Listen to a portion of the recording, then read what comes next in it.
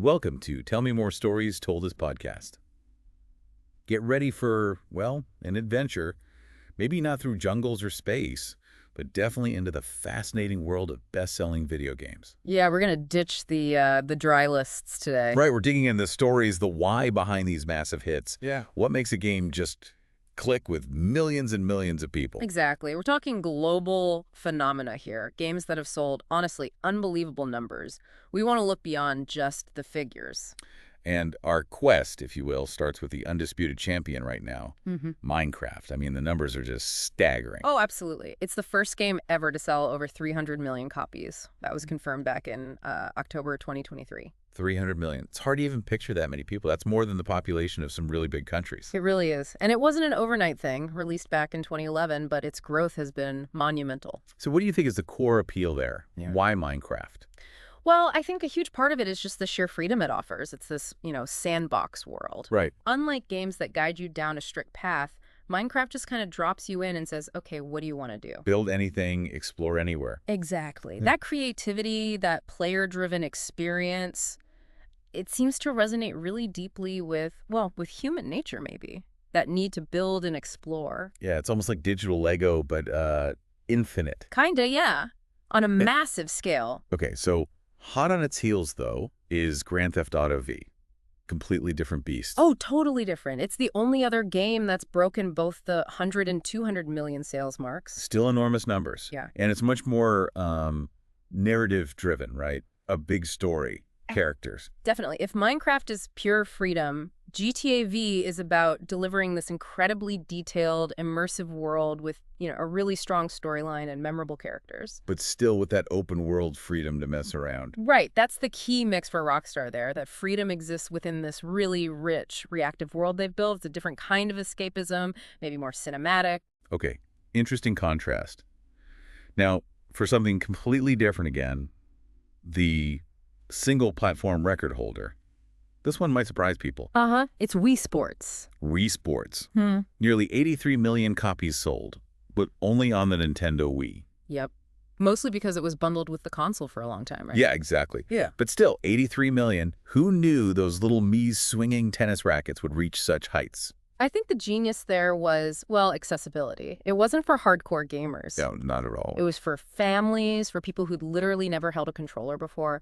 Those motion controls, simple games. It just broke down all the barriers. My grandparents played Wii bowling. See? Exactly. It made gaming a social living room activity for a whole new audience. It, democratized it in a really big way. That's a good way to put it. And speaking of huge names, we can't ignore the franchises, can we? Oh, definitely not. You look at the bestseller lists and you see the same names popping up again and again. Pokemon, Yeah. Mario, Call of Duty. They're just always there, generation after generation. It's incredible, isn't it? Their staying power is, it's partly about evolution, I think. Yeah, so? They manage to change, to add new stuff, keep things fresh, but they never lose the core thing that people loved in the first place. The characters, the core gameplay loop. They know their audience. They really do. And they adapt. Look at how Pokémon or Mario have changed over the decades, but they still feel like Pokémon and Mario. It's also fascinating how many of these huge sellers come from Nintendo. Yeah, Nintendo's got a knack for it, but you see others too, right? Activision, Blizzard, Rockstar, obviously, CD Projekt with The Witcher, EA, even 505 Games. It takes a village, I guess. The developers create it, but the publishers get it out there. Absolutely. It's a partnership. You need the vision, but you also need the marketing muscle and the distribution to reach, hundreds of millions of players. And within the studios, Nintendo EAD seems to have the most entries on these lists. Followed by Nintendo EPD and Treyarch for Call of Duty. Some teams just have that magic touch, maybe. It feels like it sometimes. It's probably a combination of consistent quality, innovation, and just understanding what makes a game fun and engaging for a really broad audience. People trust those names. Now let's jump in the time machine. The oldest game on the list, the Oregon Trail. Released way back in December 1971. 71. From super basic graphics on educational computers to this cultural icon. How did that happen? Well, partly its early role in schools, right? Many people encountered it there. True. you have died of dysentery. Exactly. But the core gameplay loop resource management, making choices, it was simple but engaging. It taught concepts in a fun way. It became this shared memory for a whole generation. Amazing longevity.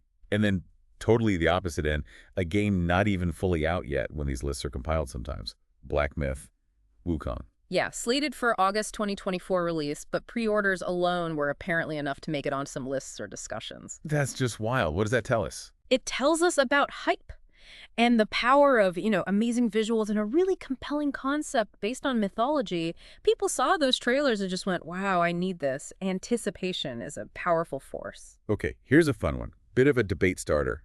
Minecraft has the top spot for a single game sold as Minecraft. Right. But some people, some publications, say Tetris is the best-selling game ever. Ah, the Tetris question. Yeah, the Tetris company itself says something like 520 million Tetris units sold. 520 million. How does that square with Minecraft's 300 million? It's because they're counting differently. Minecraft's 300 million is more or less one core game across many platforms. Okay. Tetris's number includes, well, pretty much every version of Tetris ever made across every console, handheld, phone, you name it, since the 80s. It's the franchise total, essentially. So it depends on your definition. Is it the single title or the entire concept across all its forms? Exactly. Both numbers are huge, but they measure slightly different things. Tetris's number speaks to the unbelievable universal appeal of that core puzzle mechanic. It's timeless. Speaking of universal, remember Snake? Right. On the old Nokia phones. Oh, yeah. Everyone played Snake. Estimates say it shipped on over 400 million phones. Which is incredible reach. But again, it wasn't sold separately, right? It came pre-installed. Right, so it doesn't usually make the sales charts. Yeah. But it does make you think about how many people actually played it versus how many copies were technically sold. Different metrics. Definitely. It shows the difference between units sold and player engagement or reach. It's also interesting how they count sales for, like, updated versions. Mm-hmm. Like, Pokemon Yellow sales usually get rolled into the original red-blue numbers because it's an enhanced version. Okay. Same with things like Wii Fit Plus adding to Wii Fit. But remakes are different. Like, if they rebuild a game from the ground up. Generally, yeah. Remakes and remasters are often treated as separate releases with their own sales figures. It makes sense. They're often distinct products. Okay, let's get back to some specific big numbers. Mario Kart 8, including the deluxe version on Switch, over 76 million. That game is just an evergreen title, isn't it? Especially on the Switch. Perfect mix of fun and friendship testing competition.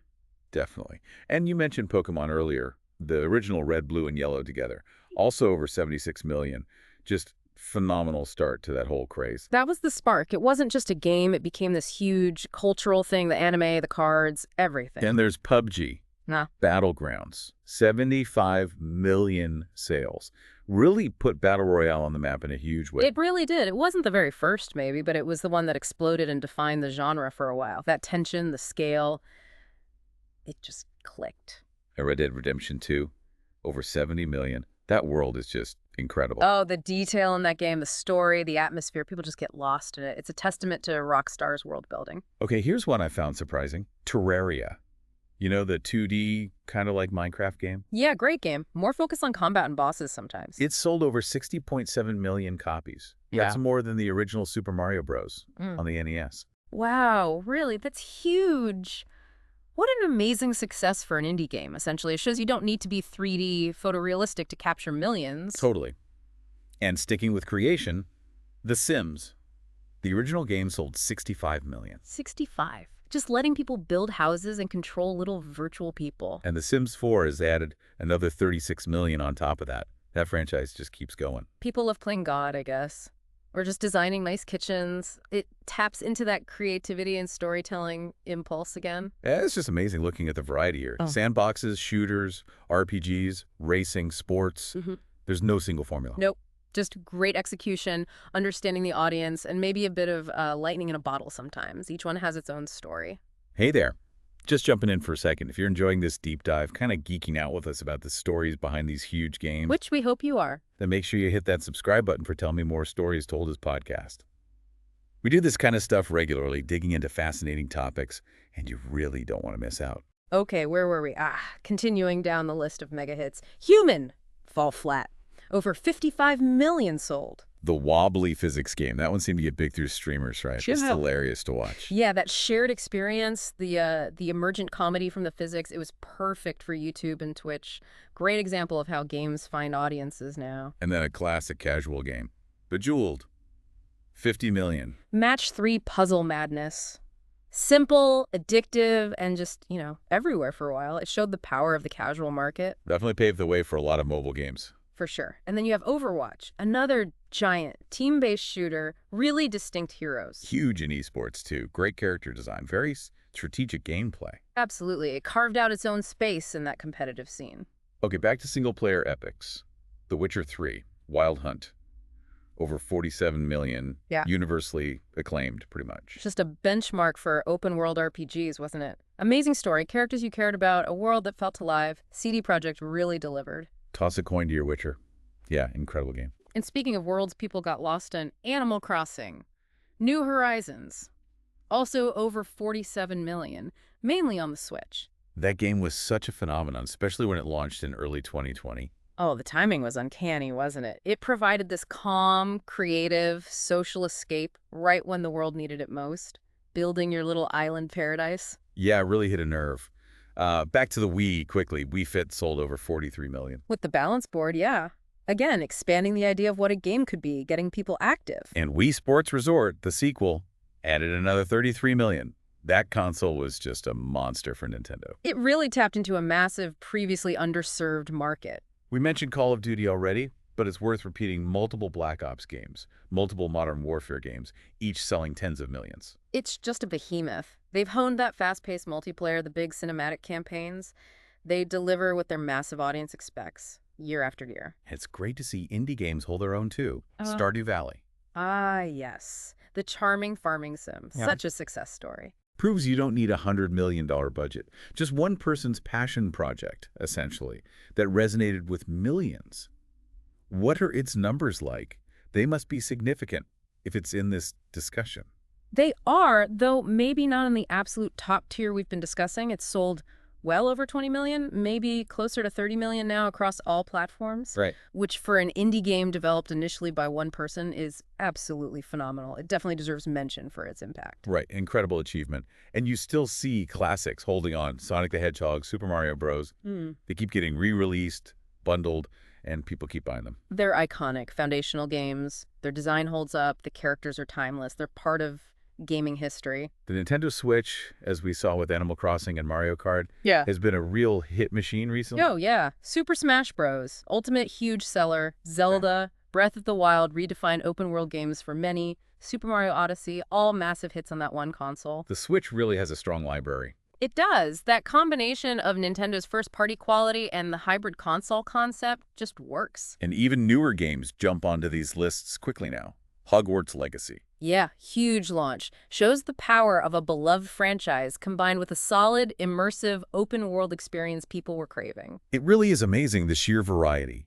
Indie darlings, massive AAA blockbusters, games from decades ago still selling. It paints a really vibrant picture of the industry, doesn't it? Constantly changing, but with these enduring hits and surprising new successes popping up all the time. It's about innovation, creativity, and connecting with players. So when you step back and look at all this, what's the big takeaway? It's more than just numbers, right? Oh, absolutely. It's a story of, well, gaming history itself.